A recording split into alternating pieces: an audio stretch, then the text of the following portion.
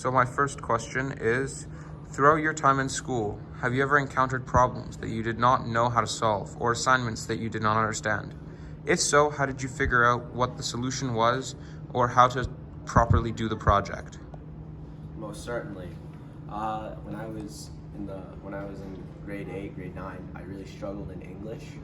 The wording was very hard for me to wrap my brain around, and I believe that collaboration was the best way to help gain understanding. As through collaborating with peers and asking teachers, I was able to develop a further understanding to the deeper meanings, as well as being able to do a deep response to the prompts at hand.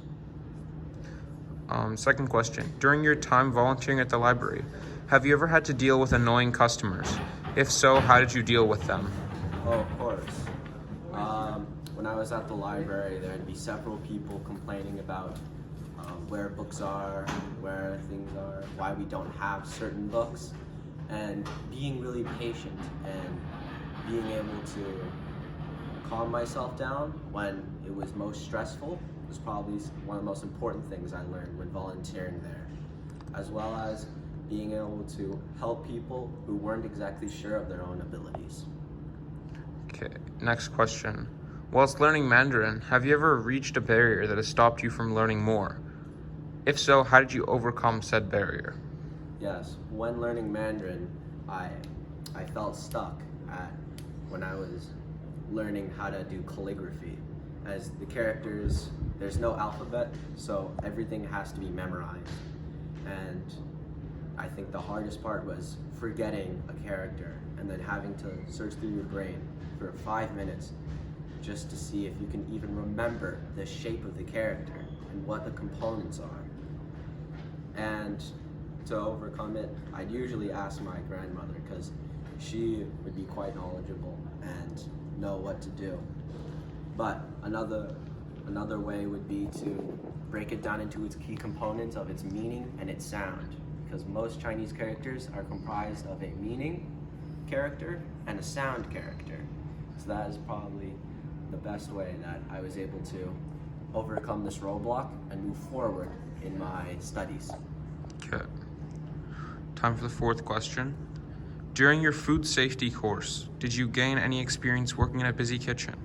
Along with that, did you learn about the preparation of food? Yes, in my food safety course, I learned the do's and don'ts, the what not to do, but over time I learned more of the subtle things that can only be earned by experience, like how to most efficiently use all of your teammates to the fullest effect. As one guy would do the dishes, one guy would do this, so we would use each other to our fullest effect and be able to complete our cooking assignments before anyone else. Okay.